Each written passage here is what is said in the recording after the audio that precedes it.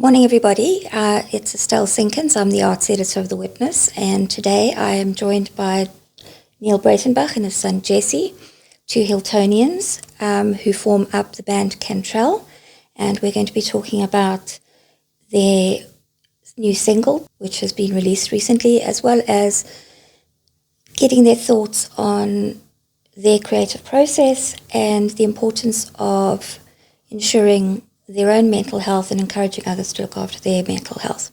So, hi guys. Morning. What's up? Hi, thanks for having us. Yeah, it's good to be here. Yeah. It's good to have you. So, the first thing is, it's very unusual for there to be a father and son duo. People tend to think, working with parents, working with children can be tricky. How have you developed your relationship as working partners in Cantrel? How did it sort of come about? So we actually like swimming upstream. That's why we've done the Cantrel father and son duo, and that's why we do rock music, because we're not following everybody else.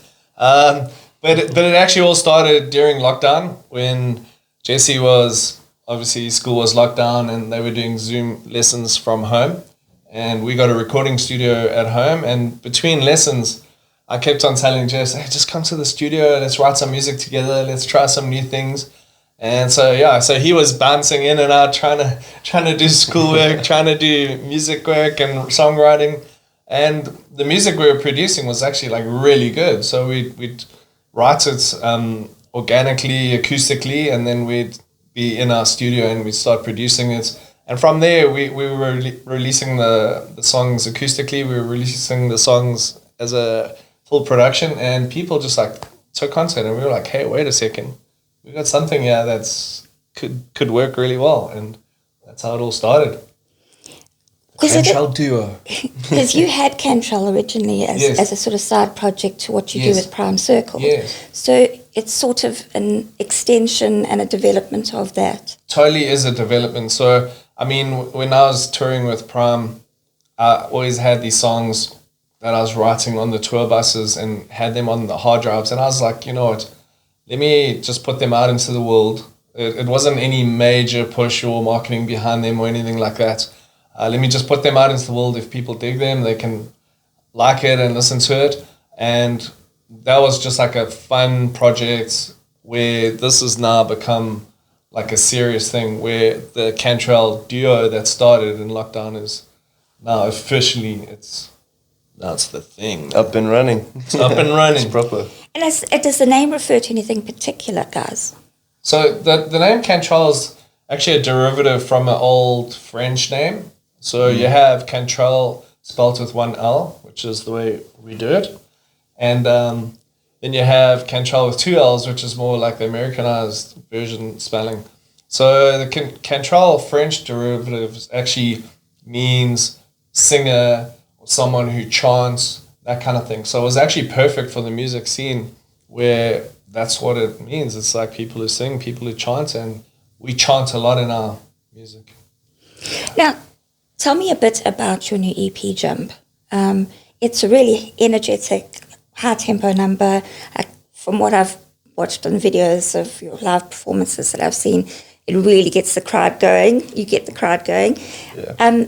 How did Jump come about? What was the sort of reason? It's actually the birthplace of Jump was actually we were doing a collab with Greg Minnar, the world champion goat downhill racer, and he's from Maritzburg as well. So we did a collab with him and a video edit with him for the Princess Charlene of Monaco Foundation to create awareness around her foundation. And so Greg and I got together, and he's like, he wants to try out some new bikes, and I'm like, I've actually got this song which is really cool for what you're wanting to do. And we did a video edit with him flying through the air like a madman like he is, and we wrote the song Jump, and we were like, okay, well, it suits him pretty cool because he's doing all these jumps and everything. So that's where the song Jump was born. And then we re-recorded it for our Jump EP, and we released the EP now in January this year. So Jump is the first entitled song on the EP, and our actual hit single of the EP is a song called Walls. which is beautiful. Thank you. Absolutely beautiful. Your vocals on it are extraordinary. The video is class, by the way. But it's the lyrics which are so important. And I think I read somewhere that you inspired your dad to write it. Is that right? Yeah, so basically I was having just one of those days, a terrible day. Got back home, had a bit of a rough patch on the road. So it's like people just not concentrating on the road anymore, on their phones or whatnot. So it was a close encounter there, but luckily just got through it, near miss. But yeah, then I arrived home and I was in a bad mood and my dad could see that. So just said, "How's it?" And then went up to my room and he was at the piano I think he was busy creating some chords on the piano or something like that. And when what I could hear from my room, and he actually called me down. He was like, "Hey, listen, I've got these chords so far. Like, why don't you bring your guitar? Let's try write something." And yeah, 20 minutes later, Walls was together. Because it is, the lyrics in it are so pertinent to anybody who's gone through any kind of mental health issue, because it is about walls in your mind, barriers that you put up between yourself and other people to protect yourself, to stop people getting close, but also the understanding that you need to break down those walls if you're ever going to be able to ask for help. Yeah, exactly. And do you think, I mean, it's obviously had an enormous impact. You've had, what is it, million? Yeah, on TikTok, over a million views. Over a million already. views on TikTok. It's obviously resonated with people. What do you think it was that just caught people's attention so I think much? definitely the song is about mental health. And when Jesse and I sat together at the piano, and obviously with his experience, I said to him, like, you know what, let's write a song about mental health, creating awareness around it, especially for women and for men as well, because a lot of people don't talk about men who's going through mental health issues.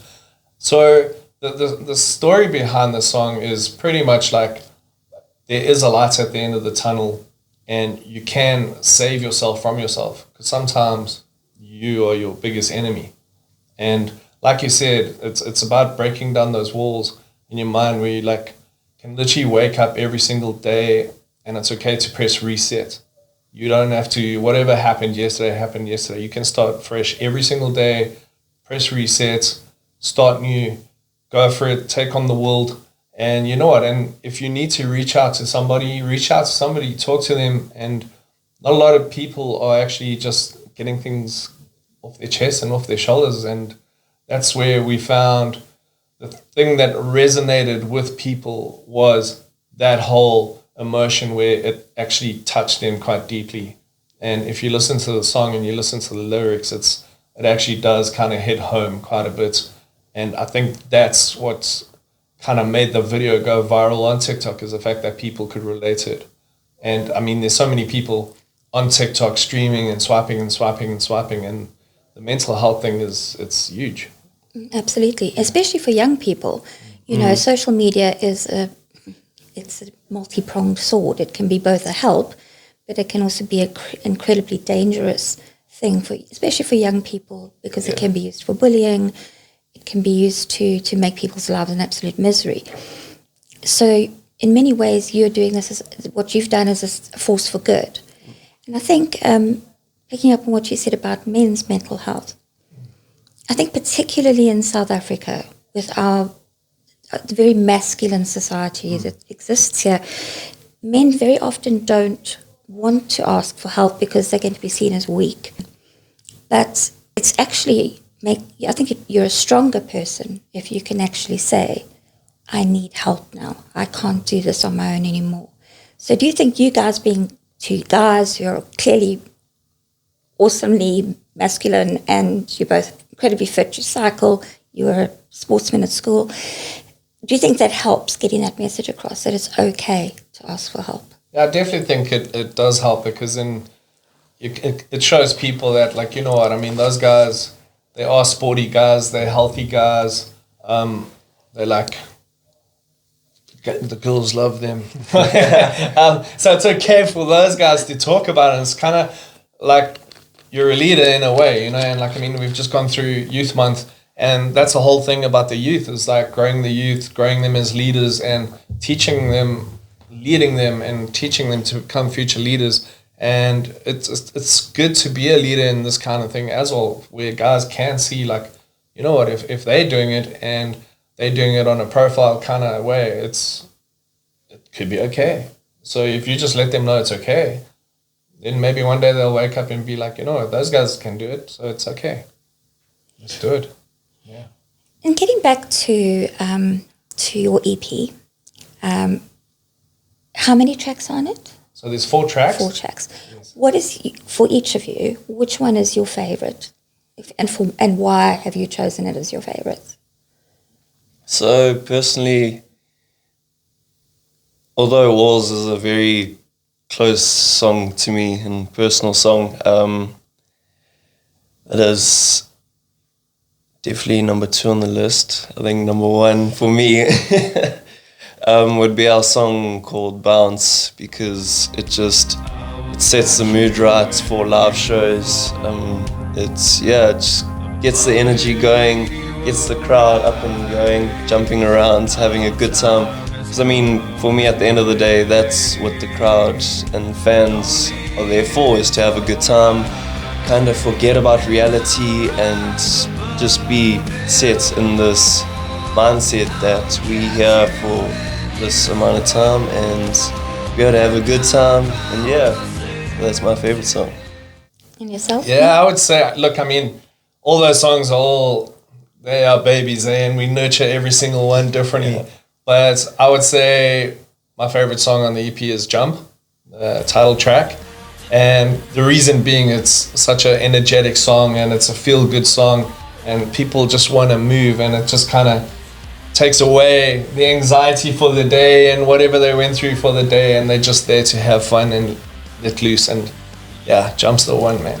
Yeah, because they're both incredibly happy numbers. You can really get up, jump up and down, really have a good boogie to them, whatever. So if you're not jumping, you're bouncing. Yeah, you can there we go. Absolutely. So either way, you gotta move, man.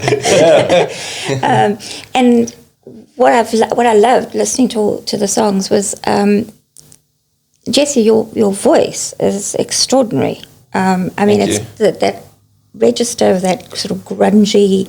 I mean, I'm sure Kurt would be proud. I hope so. It is an awesome low register in your voice, and it comes through so beautifully. And I noticed in a couple of the videos that I was watching online that you were joined by a drummer on stage. Who is that? Yes. So we use different drummers. So that particular drummer was a guy called Dominic McNabbs. He's this like teenage protege drummer from Pretoria. He's insanely good, but he's still at school. So as much as what we'd like to use Dom like all the time, we gotta respect the fact that he's at school. So yeah, Dom was on drums with us, and yeah, he's our guy, man. But yeah, so now we use different session drummers as well. If we want to bring the party, if we want to just keep it low key, then Jess and I do like acoustic 2-piece stuff. So yeah, we can do the energy, we can do the chilled, we can do everything. But yeah, Dom's an insane drummer, man. You just watch the space. That guy's going. Yeah, he looks amazing. From the little I saw, he was really into the songs, really going for it. In terms of your acoustic stuff, beautiful as well. I must say I love Into the Orange. Thank you. Thank you. I know it's a cover of a country song, yes. But it's very, really beautiful. What made you decide to cover it? So we always love country music because the lyrics are very poetic, and they just kind of get things across in a different way. I mean, they'll tell their girlfriend or like they love them, but they'll tell it in such a different way that it's like you go, oh, you know. So it's very storytelling, which is something we really like. So Something in the Orange was our rendition of a country song, which we turned into more of a adult contemporary pop acoustic type track. And we actually think we did a really good job of the song because most certainly did. we A/B the two songs and we're like, we're proud of our version, man. And it's actually, the song's done really well for us. People are loving it, and hopefully maybe one day the big guy will get to hear it and be like, okay, well done. Yeah. No, it is. It's an awesome track. It's really beautiful. It may well be my current favorite of your tracks. Awesome. That's cool. Now, most people will, obviously you've got this huge following for Cantrel now, but most people in this country will know that you're a member of probably the country's biggest rock band ever, Prime Circle. Prime Circle, yes. How on earth do you manage to keep up their insane touring schedule and still do your project with your son? Yeah. And how do you manage to sort of help Dad with that process? Because it must be kind of, so much juggling. Yeah. Look, Prime Circle is really, really busy, and Cantrel is starting to get really busy as well. Look, I love music. I was born into music. Jesse was born into music. We road dogs. We love touring. And being in Prime is just incredible. You have a group of friends who's become brothers, and we love being together, and we love writing music together. And with Jesse, it's just like so natural and raw, and everything just flows so easily that we've actually even taken Cantrel on tour with Prime, and we've toured South Africa that way with the two bands. We've toured Europe with the two bands as well. We've been to Europe by ourselves as Cantrel. So it's like a family, extended family of the whole thing. And it's been amazing. It's been amazing to have Jess with us as well. Yeah, I think it makes it easier. Take your kid to work day. Permanent. Helps, yeah. And what's it like being on the road with these guys? They've been doing this for a long time. What's it like as the newbie? Well, I can gladly say I'm officially part of all the stories that they were telling when I was a youngster. So behind the scenes. But yeah, no, it's really such an experience, especially touring with the band as well. I've grown up with the guys. They're like all my uncles. So it's really, like my dad said, it's more of like a extended family. So it's easy to be with the guys, to chat with them and work with them. And yeah, I'm very fortunate to be able to tour with them as well. Just want to say thanks for the opportunity. It's been great. And we drink a lot of coffee. So you were asking, how do you cope? Well, we try to sleep a lot, and we get by with coffee. With coffee? We love coffee, yeah. Okay. What kind? Any kind. The stronger the better. Stronger the better, yeah. And picking up on the fact that you've been touring both obviously around the country, but also overseas. What has that experience been like to play? That's Germany and Austria. Yeah. Switzerland. We've been to Istanbul. Where else? Yeah, that's about it for now, hey? Yeah. She's like with Cantrel, it's been incredible because the rock market there is actually, it's quite huge. And where we thought maybe it like dwindled down, like maybe different parts of the world, but in those areas it's still a massive thing, and they're massive festivals, rock festivals, metal festivals. And the people go out in millions to support the rock music and metal music. It's incredible. So being there in Germany, it's like we always joke and say, like, the Germans, man, with German engineering, they're the only people in the world that can, when they're clapping, they clap so tight, they're tighter than a metronome. And because the engineering is just so precise and precision, it's incredible.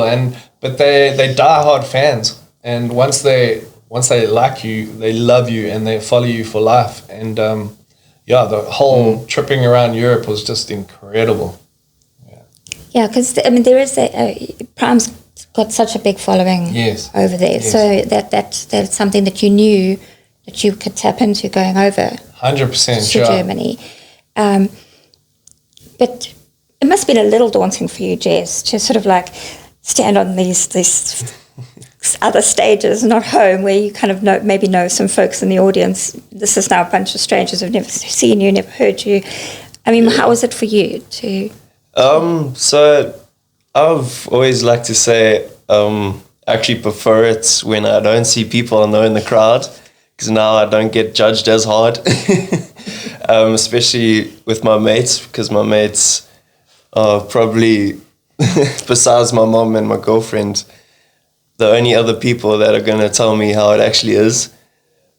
But I mean, being on those stages overseas, far away from home, it is daunting.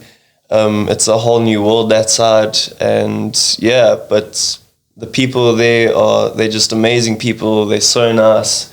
So like my dad said, once they latch on to the idea of the band and the business, they definitely stay fans. So we've had great responses from all over where we've been, and I can't wait to go back and see those fans that were there the first round, and just grow with them as well. It's amazing. And your other bands that who've maybe seen you over there, what's the sort of reaction been to the new project? It's actually the bands are loving it. The crowds are loving it even more. They've taken Jesse with like open arms. I mean, they love his voice, and like you were saying about that tone in his vocals, and they just love their idea, and the fact that it's like a father and son duo, and they know me previously from Prime.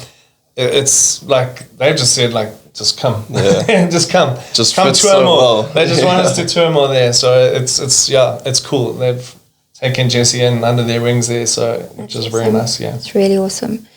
And in terms of the music, obviously when I'm listening to the music, I can hear the influences of other bands in the sound.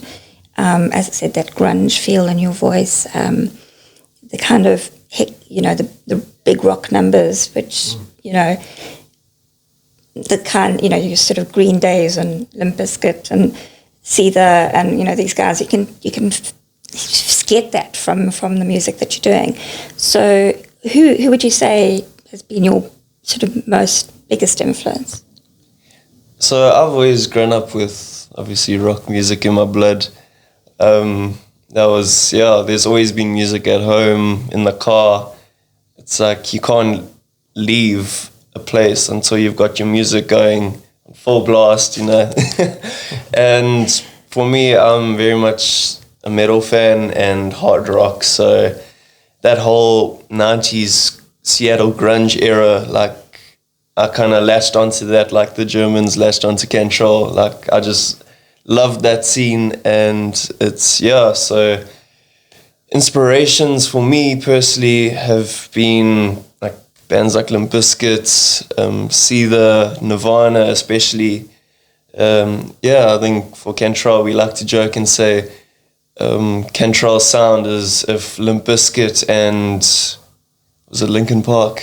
Limp Bizkit and Nirvana had a baby. Yeah. you'd get Cantrel. Yeah, with a bit of acoustic every now and then that we do, just to make everyone happy. But it's actually funny because I've got this video of Jesse sitting in the couch when he was a little baby, rocking out to like Limp Bizkit DVDs. Yeah, and everyone's like, "Hey, where's your son?" He's like, "He's on the couch there rocking out to Limp Bizkit DVDs, man." No, cool. Since day one. Clearly a rock kid from birth. No choice given. No, not at all. He probably would have disowned you if you'd gone down the pop route or something. Yeah, probably.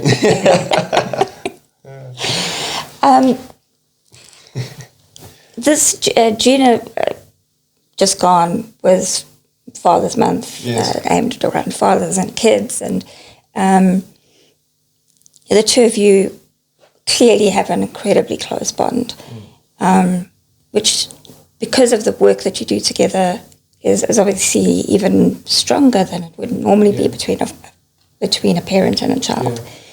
I mean, what do you think is the special How have you been able to create that very special, very tight father and son bond? Because especially because you were away a lot when he was younger. I think maybe that's got something to do with it because, like, I mean, from the time Jess was, I literally came back from a tour and I was about to go to sleep, and next minute my wife's like, "Hey, I'm getting into labor," and I'm like, "No, I'm about to sleep for 3 days." Anyway, so we went to the hospital, and 11 hours later, that's how long it actually took. It was quite a lengthy process. And I was like falling asleep a couple of times throughout the night. And I was actually right there next to the gynae when Jessie was conceived and born. And I literally helped him. He was like, cut the umbilical cord, cut the cord. And Jessie was like literally in my hands from day one. And I think that's kind of where the bond started. But I always joke around and say, like, as the gynae gave him to me, like, right here, I looked at him and I was like, oh my gosh, he looks like my wife's father. I said, can I put him back and take a new one? And like, he thought it was funny, but then he was like, And I was like, no, I'm joking, because he didn't get my humor. So I was like, no, everything's cool, man. I'll take this one. And so I think from day one we had that special bond where it was literally like we looked at each other in the eyes and we were like, rock and roll. Oh yeah. The rest is history. Absolutely. Yeah, we are. And I mean, Jess, for you growing up, you went through school knowing your dad was a member of Prime Circle. I mean, was that kind of easy for you to like live with, or did you find it hard sometimes because your mates would give you a bit of a hard time because you know what kids are like? Yeah, no, I mean, school, it's been alright. But yeah, it's been hard during, especially like my junior school times where, like, I think you would be on tour for like 8 months or 6 months at a time. So I'm like, oh, geez, thanks. At least I got my mom. Like to joke and say like, oh, hopefully he'll still come back this time. But always did. It's... Thank goodness. It's been alright. I mean, kids are mean, but I mean, we're all growing up with each other, and I think definitely that's where your bonds are made through, especially if you've been to school with some guys like throughout the whole school career. So I mean, one of my friends I've known since like pre-primary, and we're still mates today. I think we've been friends for like 18 years. So yeah, we've also got a really tight bond. So if there was anything that I needed to talk about or whatever, like, he always had my back. And I do have other closer friends as well. I mean, yeah, me and my friends just like latched onto each other, whereas other people were like, you know, you can say what you want. I've got my people, I've got my friends. So yeah. Well, that's good. Yeah. Good that you had that support network, especially because, you know, boarding school can be a tough environment for any child. So to have that friendship bond, I think is really important for any kid. I'm lucky to have such good friends. So it's early days still. I know that you've been sort of doing this since the pandemic, which changed so much for so many people in the industry as a whole. You know, so many artists had to struggle during that period. But, you know, you've got this going. It's clearly going really, really well. So what can we expect from you next? What is the sort of plan for Cantrel in the next 6 months of this year, going into next year? What sort of plans do you have? So we're going to be touring for the rest of the year between September and December as Cantrel. But we're also we've got a surprise for everybody. We're going to be doing a Nirvana tribute. So a 3-piece band, only Jess, myself, and our drummer. And yeah, that's going to be between September and December this year. So people can follow our socials, check us out, check out tour dates, which we're going to be releasing now over the next 2 weeks. And then for the new year, we're actually busy with a new EP that we're doing. But this EP is a lot harder. It's more on the lines of new metal into metalcore. And the reason we've done that is designed for an international markets, say for your German markets, your American market, because we'd like to get onto the festivals. So that would be our plan for, say, the next 18 months, is pushing the harder music to get onto the bigger international festivals, because that music is like really suited towards those rock and metal festivals. So that's what we're going to be doing, concentrating on that. But while we're doing that over the next 18 months, we're still going to be writing and releasing acoustic stripped down music as well. So whether we release it as singles in between or release it as 3 or 4 or 5 track EPs in between, we're still going to be doing that. But it's our next project, which will probably be released January next year, will be a hard rock metalcore album, which is sounding insane, I must say. So. And how do you think that your current Cantrel fan base is going to take to this heavier sound?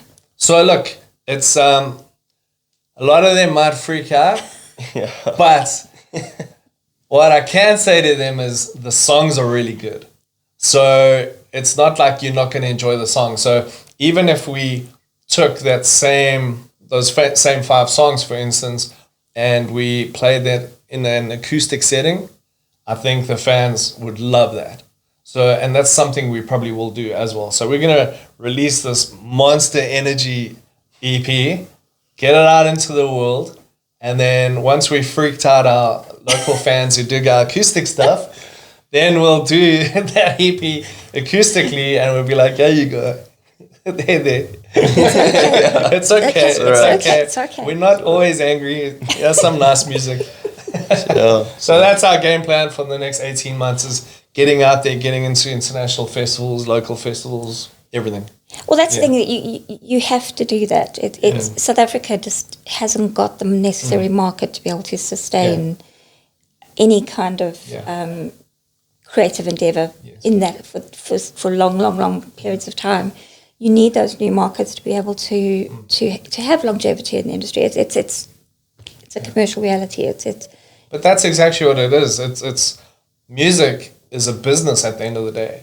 So you got to find your market as a business, and you got to nurture your business in that market. So I mean, you can't find yourself selling. I don't want to say, like selling meat to a vegan, for instance, or living in that community and you're the only butcher. No one's going to buy from you. So you got to understand your market, and that's what we do. We understand our market. We understand we live in South Africa. We love South Africa, but we do understand that there's a bigger market for us internationally in certain areas. So we more than happy to carry on living here. We love it here, but we're also more than happy to break into the markets where people love that kind of music. Yeah. Go overseas, really give it some wheelie on stage, and then come home and chill on the beach. Yes, that's the plan. The best music on the beach. Best of both worlds. Yeah. Love it. And obviously the very important thing is, how can people get the music? Are you available on like all streaming platforms, or just some? Where are you available? So we're available on every single streaming platform. We're available on YouTube. Obviously, the biggest ones that people follow these days is Spotify. Go stream us on Spotify. It's Cantrel with 1L, not 2, 1L. And Spotify, Apple Music, the common ones, YouTube Music, all of that. So follow us out there, Cantrel 1L on streaming platforms. And then on social media, Instagram and TikTok, they can find us at Cantrel Music. We're there. And then YouTube, they can watch our videos, and that's at Cantrel Band. And come check out all our music videos there. Facebook is Cantrel with 1L. So everybody must get on there and come listen to our music. So you're all, Stream. there's no excuse. You're on every social media platform. Yes, There's, everywhere. You know, you are everywhere. Yes. And our website is www.cantrelmusic.com. Nice and easy. So you can find us anywhere. Like you said. And more importantly, for your local fans, people here in the Midlands, in Maritzburg, in Durban, are you performing locally anytime soon? Yes. So we are performing on the 30th of August at the, can I say where? Rotunda Beach Bar. So it'll be Prime Circle, Cantrel, and there'll be another band. So that's the 30th of August. And then we actually want to start playing a lot more locally in the Midlands as well. So we're going to be bringing Cantrel's original music, and we're going to be bringing the Nirvana tribute as well. And the nice thing is we can rock it up, and the other nice thing is we can do it all acoustically. So like the MTV Unplugged that everybody knows, we're going to do it like that as well. So there's a lot of exciting music coming to KZN that Cantrel's bringing. That's brilliant news for your fans here because, you know, we know how busy both your band and Prime Circle is. So to know that you're going to be home and doing some shows for us is just great news. We're going to be here, and people must just come out and support. Just a quick question in terms of inspiration. You did a bulk of the songwriting, is that right, Neil? Yes. Yeah. So where does the inspiration come from? Inspiration comes from every single day life. So I wouldn't say I'd like to sit down and be like, okay, I'm going to write about an adventure today. So I don't do it that way. I'd wake up one day and I'd have an emotion or a feeling, and I'd kind of tap into that emotional feelings, or like we did with Walls, where that emotion and feeling started boiling. And it can happen any time of the day. And those are the best songs that you just tap into that moment. So it could be 3 o'clock in the morning while you're sleeping, you wake up with this idea and then run to the studio quickly, jot some ideas down. And sometimes you'll listen to it the next day and it'll be complete rubbish. Or you'll listen to it again and it'll be this masterpiece. But what I have found is the songs that we write, the good ones, are the ones we get done within a 20-minute period. The ones that just flow like that.